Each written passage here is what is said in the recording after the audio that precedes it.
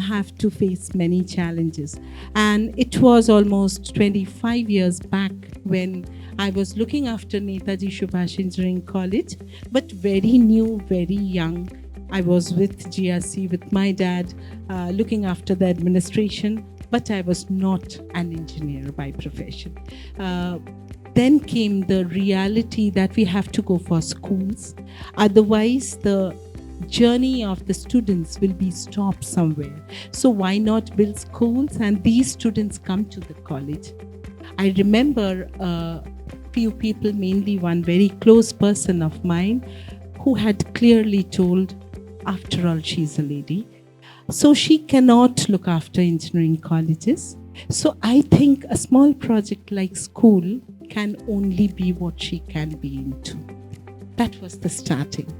I just want to have, because she was telling about male chauvinism, I want to place this question that getting listed as the 25th most powerful woman in the world by Forbes gives an extra edge to raise voices for the voiceless, especially women.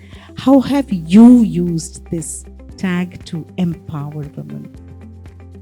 Well, for one thing, initially there was a time when I used to think, why should I be on these lists for women?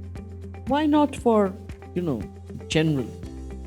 But then I realized, that women need role models, okay?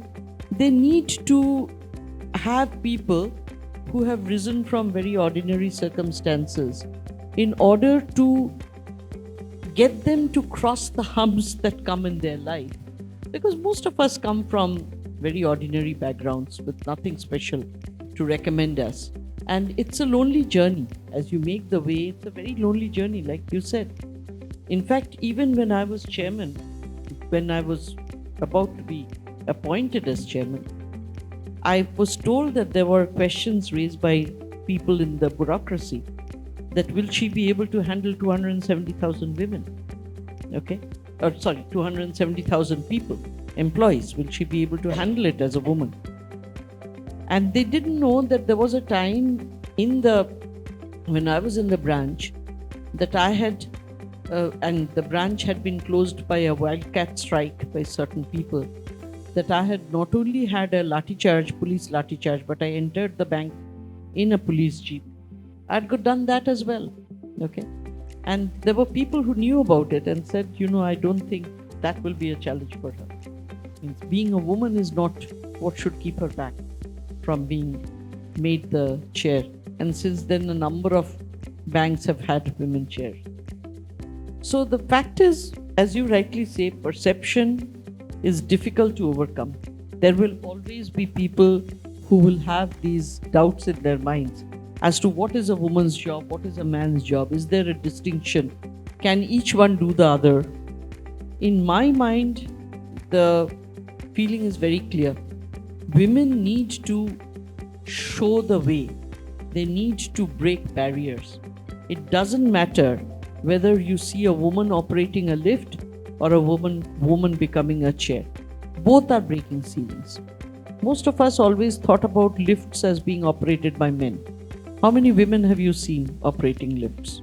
Very few. Similarly, we appointed during my time, women who used to become the liaison officers. Now we know liaison officers have to go to the airports at all kinds of time in the night, maybe at 2 in the night, 3 in the night, depending upon what time the dignitaries are arriving. And to have women man those positions was not even considered something safe. But today, I have women who have retired from the army and who are manning those positions fantastically.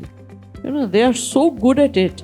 They are smart, they're well dressed, they're turned out well, they take care of everything. They're really and truly, doing their job, really cracking the job. So the fact of the matter is, getting that appellation that you are on the most powerful women list, it doesn't really make you grow 2 extra arms or 2 extra legs. But what it does do is, it makes people stop and listen. That there must be some reason why this woman was so named. And that stopping and listening is the opportunity that you need in order to get your message across. Because as you very rightly said, for every woman, even in this room, that has a voice, there are 10,000 of them that don't. And they need our voices to tell their stories. They need us to be able to help them get where they need to get. Okay? And the more we talk about it, the more we help out people, the better we are. For instance, in one of these women's days, I remember, people asking that we always do the same old thing in women's days. So what will you say this time? What will be your message? So I said, this Women's Day, what I plan to do is to ask every single woman who's going to be there in the room and every single man who's going to be there to buy an insurance policy for their household help. How many people have ensured that your household help has a medical policy? Not everybody. Very few, in fact. And I had done that for my maid.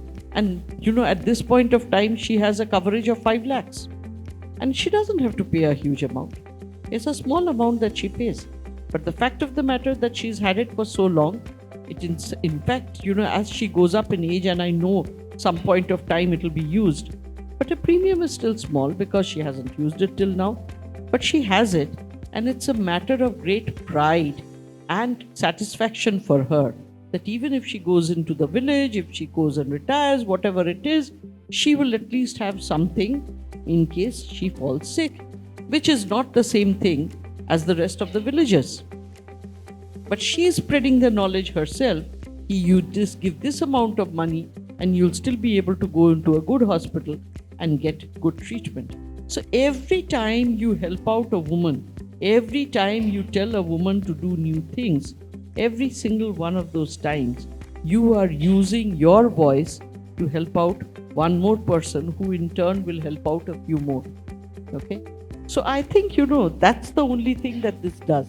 It gives you the ability and the platform to be able to speak so that you can be heard, so that you can spread the message, and in turn hope that the message gets spread by the people who are listening.